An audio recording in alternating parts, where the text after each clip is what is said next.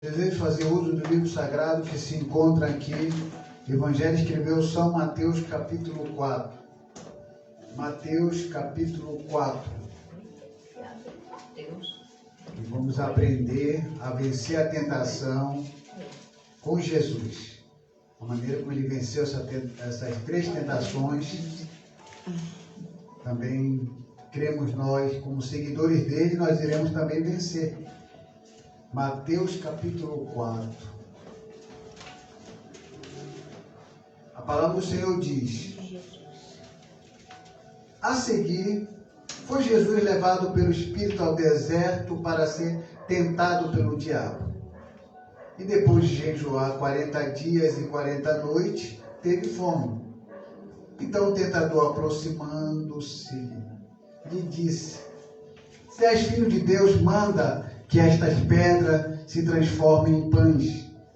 Jesus, porém, respondeu: está escrito, não só de pão viverá o homem, mas de toda a palavra que procede da boca de Deus.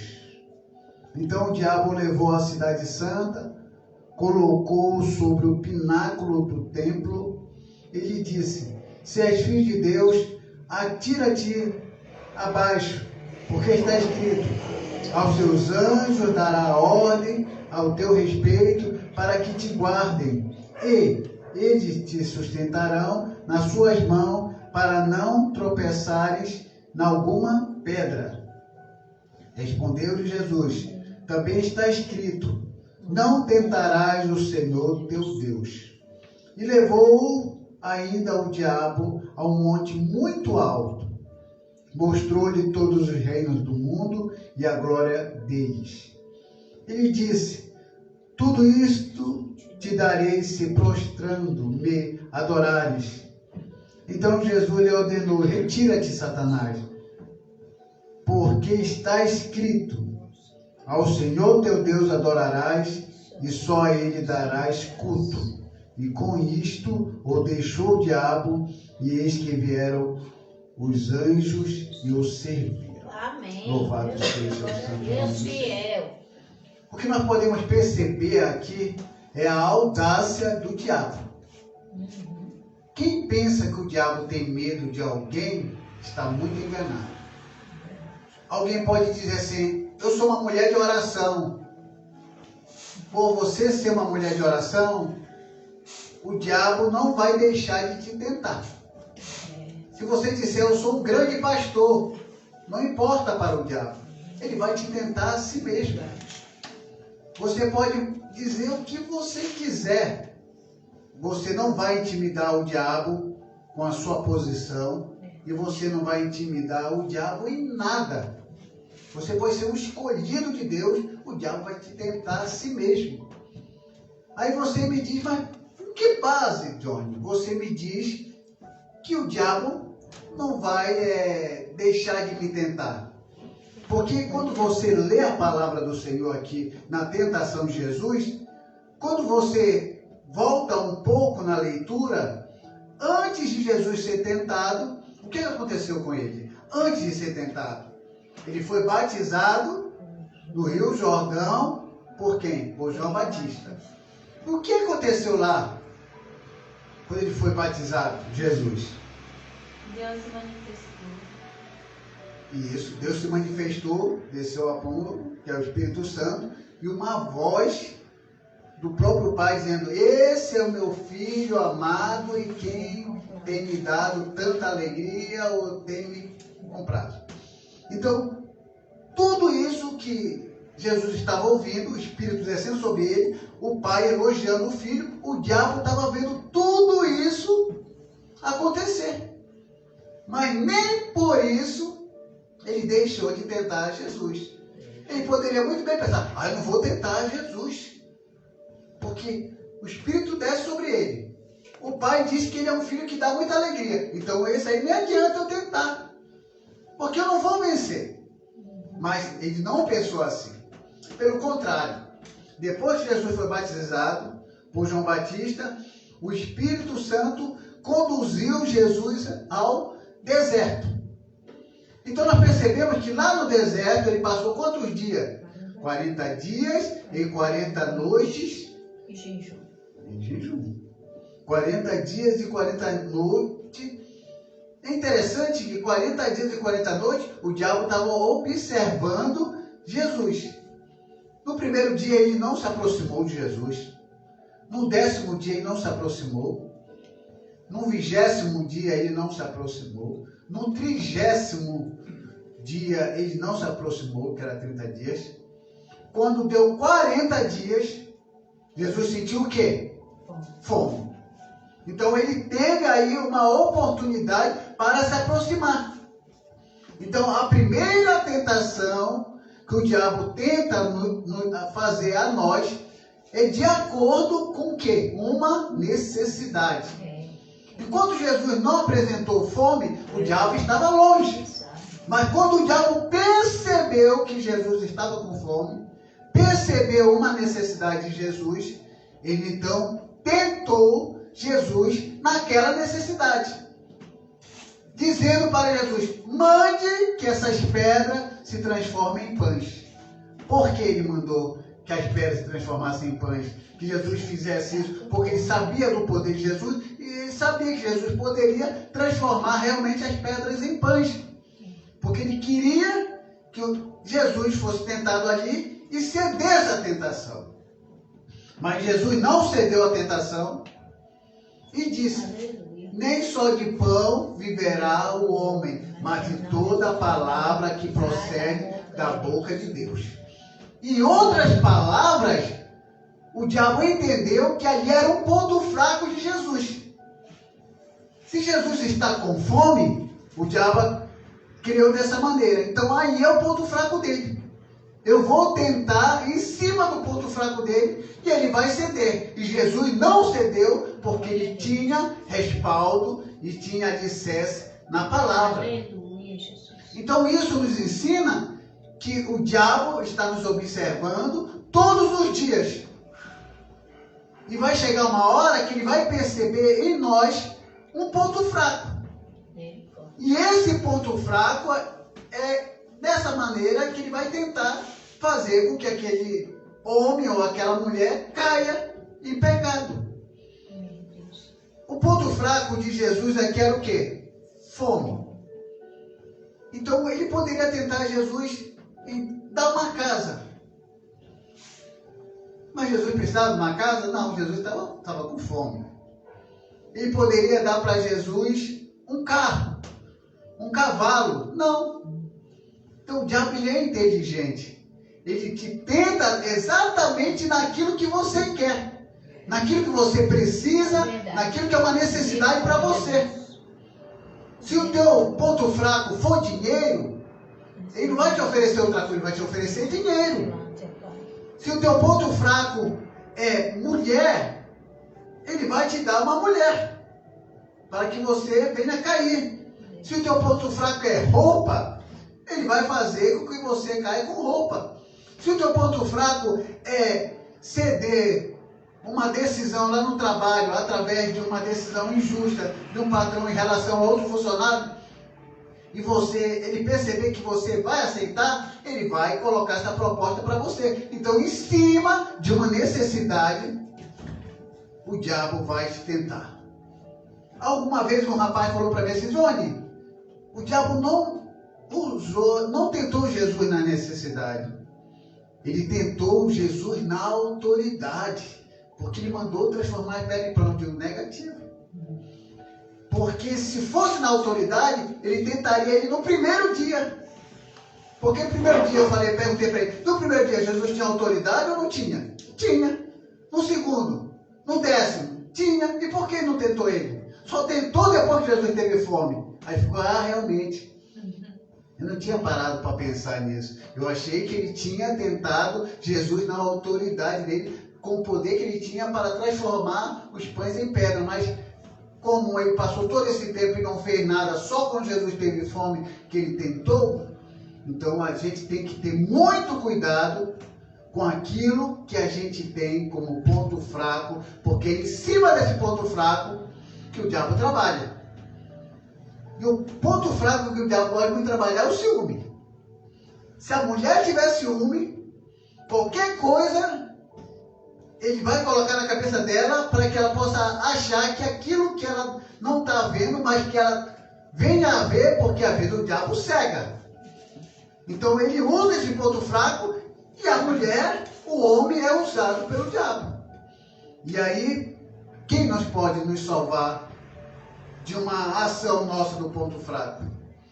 É ter a palavra do Senhor como alicerce para a nossa vida. Se você tiver uma palavra de alicerce, como diz aqui, nem só de pão viverá o homem, mas de toda a palavra que procede da boca de Deus. Se você tiver alicerçado, você fala assim, nem só de dinheiro viverá eu, mas de toda a palavra que procede da boca de Deus. Não só de fama viverá eu, mas de toda a palavra que procede da boca de Deus. De ciúme não viverei eu, mas de toda a palavra que procede da boca. Quem está alicerçado na palavra, nada substitui a palavra. Porque quando você está ao ponto de cair, que o diabo entende que é teu ponto fraco, e esse teu ponto fraco você pode colocar dizendo que nem só desse ponto fraco viverá eu, mas de toda a palavra que procede da boca de Deus. Se todo crente entendesse isso, não existia tanto crente errando, caindo e pecando aí fora. Porque o diabo usou o ponto fraco e a pessoa cedeu à tentação. E aí o diabo pensou, poxa, agora aqui tentei tentar a Jesus nas suas necessidades, eu não consegui. Agora eu vou para a segunda tentação. Porque eu vi que ele é muito forte na primeira. Vamos para a segunda. Aí o que ele fez?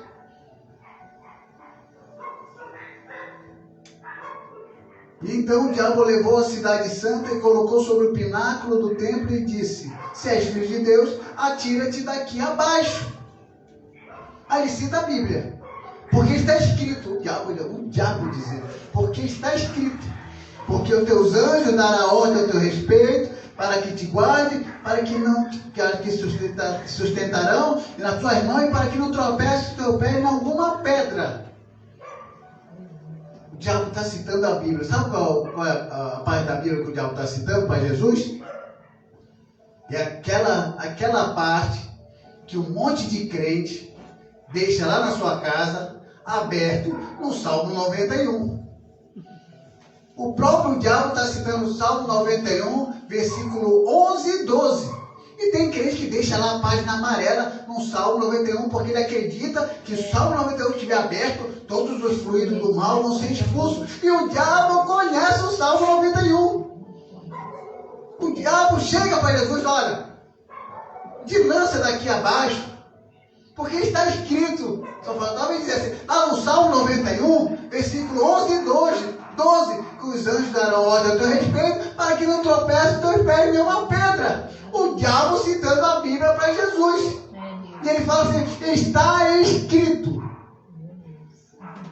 Então, quando a gente entende que a palavra está escrito, então existem duas palavras no grego que fala palavra. E a palavra logos, que é a palavra que está ligado muito à mensagem central que é Cristo, e tem a palavra que é chamado rema, também quer dizer palavra. Só que rema quer dizer que a palavra pronunciada, a palavra dita, é como se a pessoa dissesse e aquelas palavras tivessem o poder de fazer alguma coisa positiva nas pessoas. Mas não é isso que nós pregamos. Nós falamos que, embora nós falamos a palavra pronunciada, mas com base na palavra de Deus, que faz as coisas acontecerem positivamente. A palavra de Deus que faz o efeito no ser humano. Então o diabo cita a Bíblia. E Jesus disse assim, não tentarás o Senhor teu Deus. O que é que Jesus está nos ensinando?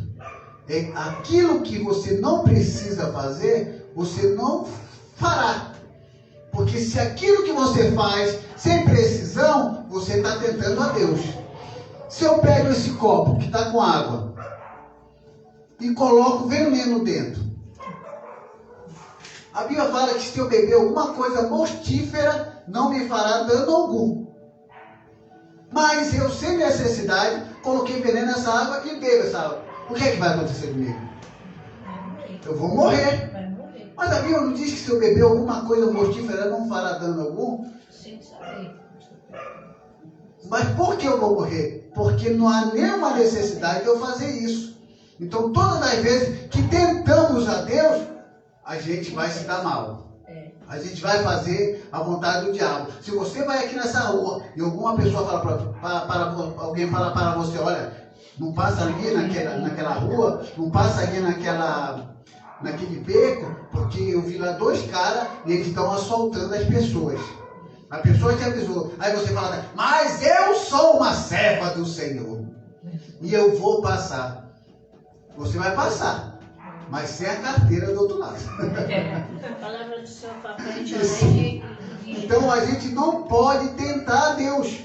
Agora, se você é obrigado a tomar algo que está com veneno, você é obrigado. Aí é uma outra coisa. Deus pode te livrar. Agora, sem necessidade, qual era a necessidade que Jesus tinha de se lançar abaixo? Pois é, para morrer, né? Coitado. O diabo diz, olha, lança-te daqui abaixo, porque está escrito. Eles vão te proteger. Nem o teu pé vai tropeçar em nenhuma pedra. Está escrito, Jesus. Lança-te aqui abaixo. Está escrito, Jesus. Lança-te. Jesus, não. Eu não tenho necessidade de me lançar daqui abaixo. Por que eu vou lançar daqui abaixo? Se eu fizer isso, eu estou tentando a Deus. Só que acontece que muita gente está se lançando.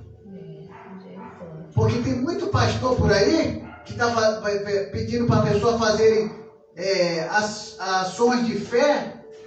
Olha, pegue todo o dinheiro do seu aluguel e entregue aqui na igreja que Deus vai providenciar. Aí chega de aluguel, não tem dinheiro para pagar. Está tentando a Deus. Não há necessidade. Está se lançando. A pessoa se lança e se quebra todo lá embaixo.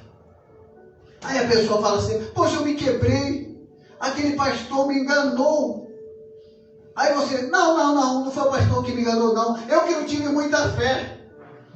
Porque todas as pessoas que mandam as pessoas fazerem essas coisas para tentar a Deus, e quando a pessoa não consegue, o que eles falam? Faltou fé em você. Não é que faltou fé, faltou foi sabedoria. E tentou a Deus e agora está sofrendo as consequências. Pastor, minha sogra faleceu por causa de um pastor. E ela tomava remédio para o coração, pressão, e ele falou que ela estava curada para parar de tomar o remédio. Ela foi, parou e morreu. O caso da irmã aí, uma pessoa faleceu porque alguém disse que você está curado e para de tomar o remédio. Então a gente tem que ter muita sabedoria, né? Para isso. Vigilância. Então, o diabo usou a palavra, mas Jesus usou a palavra com conhecimento, porque o diabo usou a palavra fora de contexto. E é assim que as pessoas aí falam. Até você vai conversar com o testemunho de Jeová. Ele te mostra um texto, parece até que ele está com a verdade, mas é um texto isolado. Mas se você tem o conhecimento da palavra, você consegue mostrar para ele que ele está errado, que aquilo que ele está falando é mentira. Porque nem tudo que às vezes é usado a Bíblia é verdade. Porque o diabo usou a palavra e Jesus mostrou para ele que não era assim e que disse, não tentarás o Senhor teu Deus. Aí vem para a terceira tentação. A primeira tentou Jesus nas suas condições, o que ele queria, perdeu, aí ele vai, agora eu vou usar a Bíblia, perde também, aí ele vem para a última tentação. Aí leva Jesus para um lugar bem alto, mostra para Jesus todos os reinos e diz assim, olha, Jesus, quer isso aí? Tudo isso te darei, só se tu fizer uma coisa. Te prostra agora, se ajoelha diante de mim e me adore. Tudo isso vai ser seu. Aí Jesus fala assim, expulsa Satanás e diz assim, que só Deus deve ser adorado. O que acontece aqui nesse texto? Esse texto tem sido usado de maneira muito errada.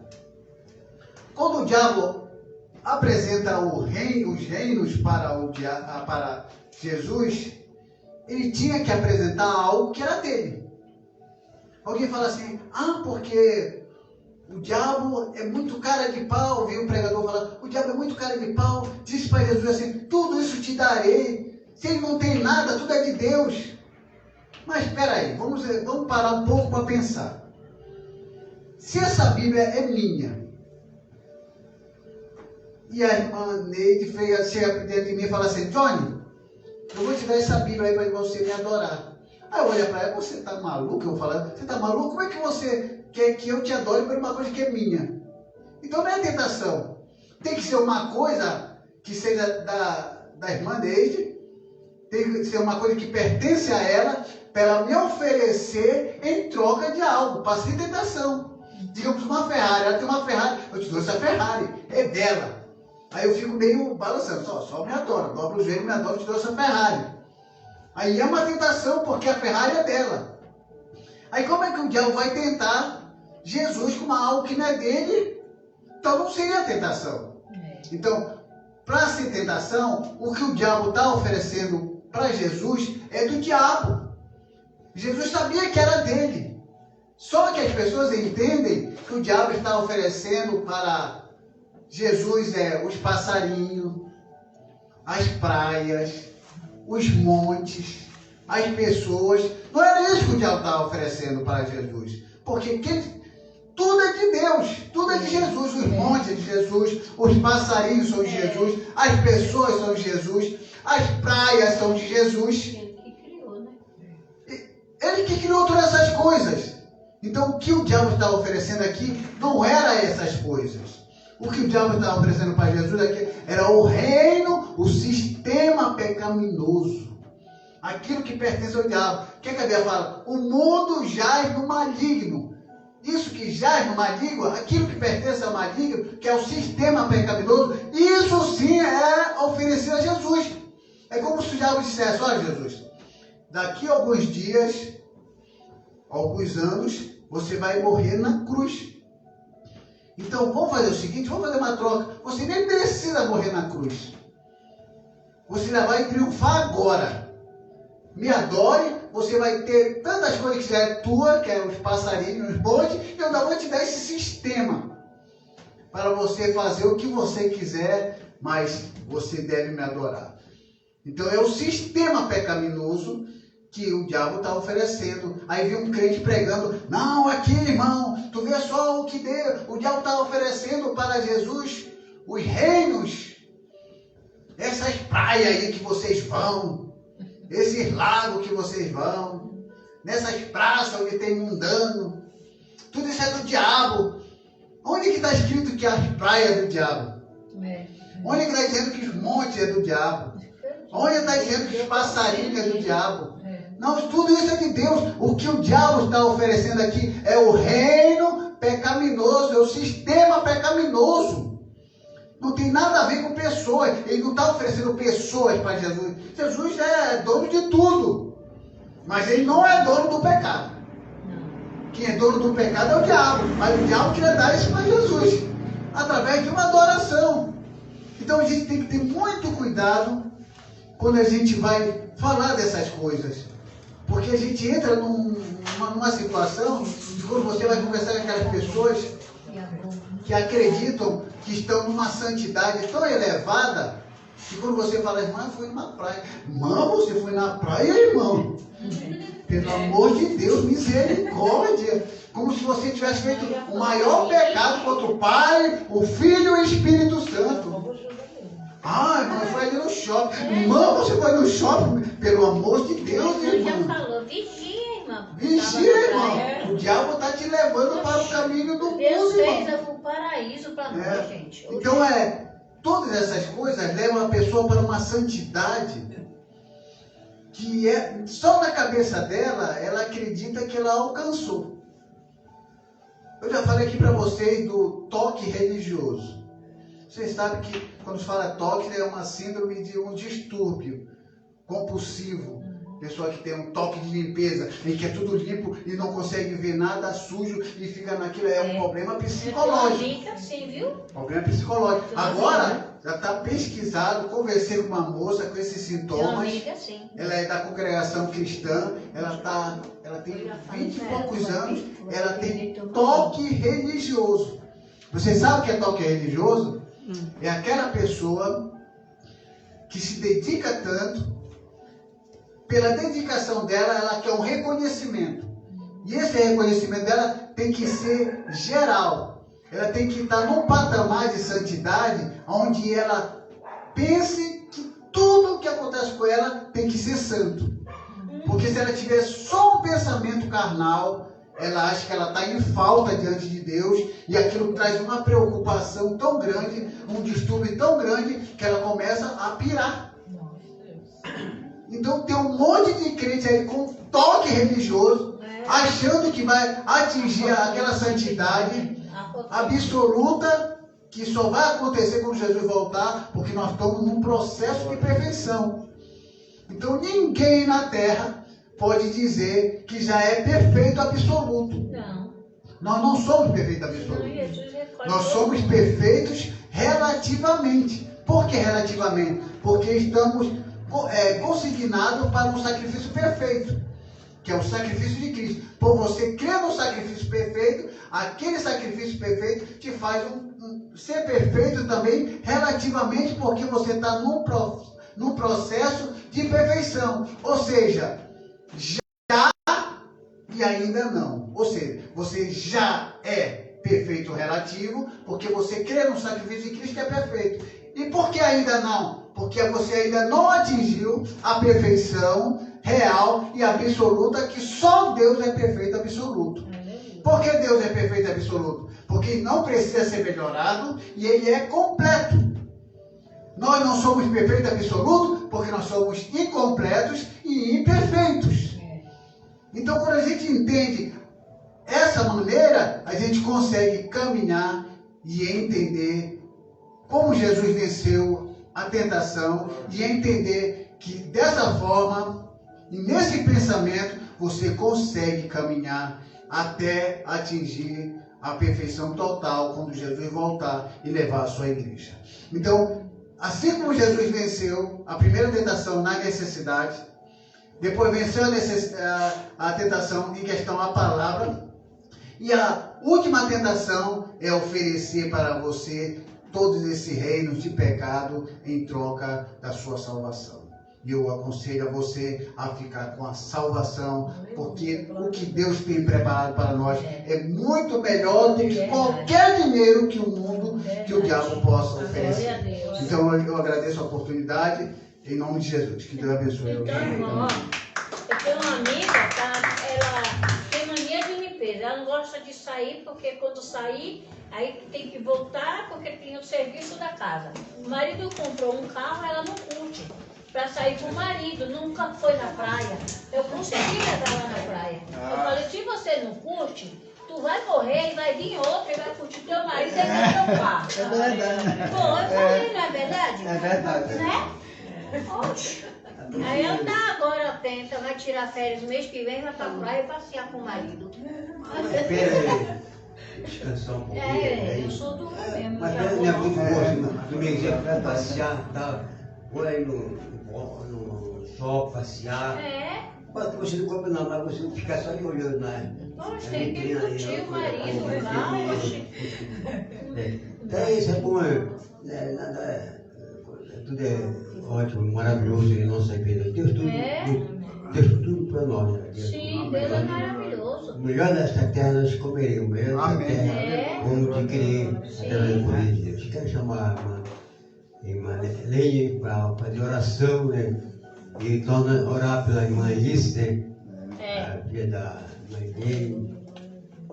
E ainda para que ele possa recuperar e dar saúde para a sua vida. O tio da Priscila, que ele está internado numa clínica para deixar o vício. Deus deu força para ele ir, né, nessa clínica para recuperação do vício. Para ele deixar o vício da bebida, ele é alcoólatra. Aí ele está lá, glória a Deus. Aleluia, glória a Jesus. No nome dele. É uma palavra maravilhosa, abençoada. Parou o microfone. Aleluia, glória a Jesus. Que nós possamos, aleluia, vencer todas as adversidades, todas as tentações, porque Deus ele já nos deu autoridade, para nós vencermos nós mesmos, Nós temos que vencer nós mesmos, porque, aleluia, o Senhor Jesus é maravilhoso em nossas vidas, dando sabedoria, dando graça para nós, e nós não aceitarmos, os pratos mundanos, as coisas que não nos acrescentam, mas o Senhor Jesus venha nos acrescentar, venha nos ajudar, nos fortalecer, em nome de Jesus. Senhor, meu Deus, meu Pai, Jesus querido, Pai querido, conforme a Tua palavra, Senhor, que foi mencionada, Senhor, foi, Pai, nos falar no nosso coração, que nós possamos obedecer, que nós possamos, Senhor, vencer as tentações, Pai amado, que nos desse, Senhor, autoridade contra os males, Senhor. Nós não aceitamos, Senhor, na nossa vida, na nossa família, Senhor, nos nossos filhos. Nós não aceitamos, Senhor, nenhum prato mundano, Senhor, nem a tentação, Senhor. Mas nos ajuda, nos fortalece, Senhor. Nos dá, Senhor, discernimento, nos fortalece, nos ajuda, Pai. Em tudo, Pai.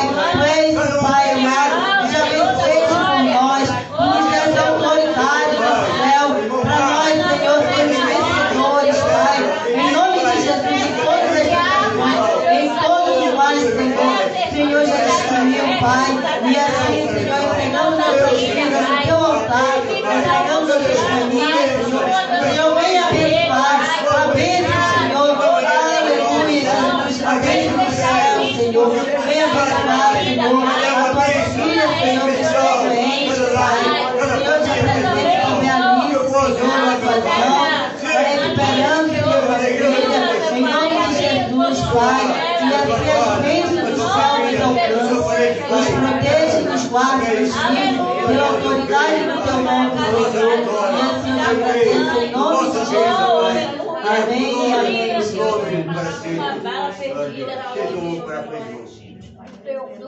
O grande amor de Deus, nosso Pai, que a graça de nosso Senhor e Salvador Jesus Cristo, a comunhão e a consolação do Espírito Santo permaneça conosco e conosco esteja desde agora para sempre. A igreja diga amém. Deus é por nós. Quem será contra nós? Deus abençoe os irmãos nessa noite. Leve sua bênção, leve sua vitória na sua casa, sua família, seu lar, seu parente. Que a bênção seja de uma maneira extraordinária de você. Amém?